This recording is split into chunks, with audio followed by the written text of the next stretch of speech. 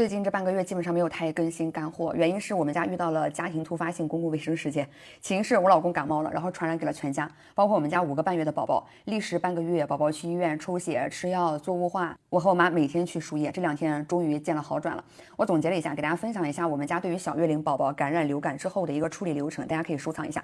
首先希望大家都不要遇到哈，但是你可以提前了解一下，心里有数，遇事不慌。然后第一个阶段就是，如果说宝宝突然之间睡眠减少了，食量下降了，这个时候就需要多关注了。我们家就是对于宝宝这些前期的异常，就没有想到他是感冒的前兆，结果这样的情况持续了2天后，就开始了第2个阶段。第2个阶段，突然有一天中午，宝宝持续的哭闹，我就感觉他身上有一点发烫，测了一下，这个时候已经烧到了38度4了，然后就给他先贴了退烧贴，在网上学了手法那个清天河水，我们做了之后，其实也没有太大的用处，因为这个阶段他的体温已经在持续的升高了。这个时候需要注意的是，他的体温在上升，手脚还是比较凉的时候，你要注意保暖。等全身都开始发烫的时候，一定要注意给他散热啊，不要捂太厚。体温上升到39度多的时候，我们又给他做了一次清天河水，接着持续观察他的体温。所以温度计是所有的家庭一定要有的，就是我们家是有一个额温枪，一个额温加耳温2合1的，还有一个水银温度计。在这儿我说一下，就是不建议买这种额温枪，第一是不准，第二是你发烧之后一般这块都会去贴退烧贴，就没法测了。还有就是这个2合1，当初买它的时候就是图方便嘛，因为这边能测额温，然后拿开这还能测耳温。但是你像你给他测的时候，小孩就比较排斥，然后你给他这样，他这样；你给他测这样，他这样一直转。尤其是对于5、6个月大的孩子，他又没有什么意识，但是他觉得会不太舒服。这样的话，你就给他测的又不准，每一次测出来的温度都是不一样的，就是对不准他那个鼓膜。那水银温度计就是孩子在哭闹的时候，你根本没有办法给他测量，而且他测量的时间又比较长。当天我就很烦躁，然后我就下单了这个，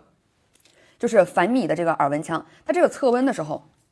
它这个测温，你看它对准鼓膜之后的话，它会有一个这个提示，这个横杠，然后绿色的这个来提示，你再一按，这个时候它测出来的温度就是完全是准的，而且它的面板比较大，还带一个这块还带一个小夜灯，就是你晚上能更好的找到宝宝的耳朵眼，测出来的温度也能看清。观察了1个多小时之后，我看它温度就基本上是没有怎么下降的，然后感觉孩子这个时候也昏昏沉沉的。这个时候我就和我妈和我老公讲，我说咱们与其在家里焦虑，不如说我们直接去医院。奶粉喂养的家庭，这个时候你不要光顾着着急，忘带宝宝的口粮，一定要记得啊。到医院之后就下午7点了，我们直接挂了急诊。这里也要再插一句，就是支付宝的电子医保你是可以绑定家人的，你可以提前把宝宝的信息给他绑定上，这样就可以用你的医保账户的余额了。看了大白之后，给开了退烧药，还有抽血检查。就是先给宝宝吃药，吃了之后缓一会儿再去抽血，结果出来之后确认是他爸爸传染给他的病毒性感冒。其实6个月以内的孩子，因为他有母体自带的免疫系统，其实一般是不会感冒的，除非有人传染。所以的话，如果说身边有人感冒了，一定要让他离宝宝远一点啊。有了结果之后，大夫建议我们回家观察，说如果宝宝还是持续没有精神，吃不下东西，就再来找他。退烧药4个小时只能吃1次，一天最多吃4次。回家之后12点左右，晚上12点左右，他又烧起来了，给他吃了1次退烧药，第2天早上他又烧到了39度，但是精神状态良好，干饭也不影响，就又吃了1次退烧药之后，他就再也没有发高烧了。接下来进入到了第3个阶段，就是低烧，持续的低烧，加咳嗽，嗓子有痰，还有流鼻涕。因为没有高烧了嘛，所以我们就心情也就放松下来了。接下来几天都是持续的这个状态，因为他的鼻子一直不通，然后又一直咳嗽，他稍微可能眯一会儿，他一咳嗽，他就把自己惊醒了，所以宝宝也睡不好，他抵抗力就更差，他恢复的更慢。但是作为新手妈妈，我的意识里就是小孩不能吃药，所以也不知道有什么办法可以解决。这个时候宝宝也已经把感冒又传染给了我和他姥姥了，所以我俩就也倒下了。那我俩去诊所拿药的时候，就顺嘴问了一下那个大夫，说了一下宝宝的症状，他就给开了一瓶这个药，应该是甜味的，宝宝也不抵触，但是吃了之后感觉宝宝嗓子还是有很多痰。这个时候我在网上也学了那个吸痰的手法，但是我不敢下手，这个我也建议大家不要瞎操作，你万一没有弄好卡到气管的话，问题就大了。所以我就想着，要不然就给他做一做雾化吧，就在诊所租了一个雾化仪，回来给他做了1次之后，就感觉他通畅了很多。与此同时，在网上买了吸鼻器，然后也到了吸鼻器。我跟你们说一下，我们家老多了，就是刚开始不是给他用的是这种的嘛，但这种他鼻涕少的时候可以，鼻涕一多，然后你一吸，他从这儿就滋出来了，